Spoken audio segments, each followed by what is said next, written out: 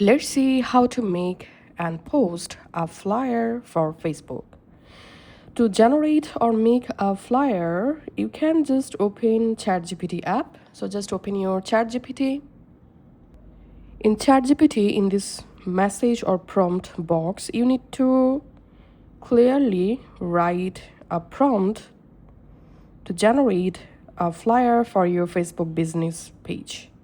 So as you can see, I added my all requirements to generate my flyer. So I'm just tapping on send.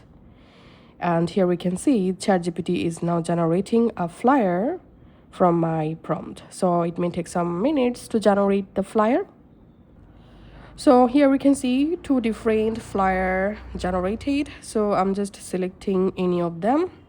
Let's download this one.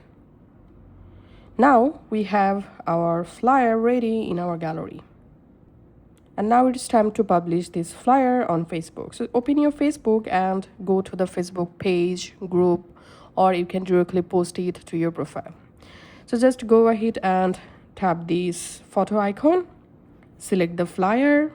You can write here a caption, then tap on next and just publish the flyer. And this is how we can actually make a flyer and publish the flyer in our Facebook. Thanks for watching.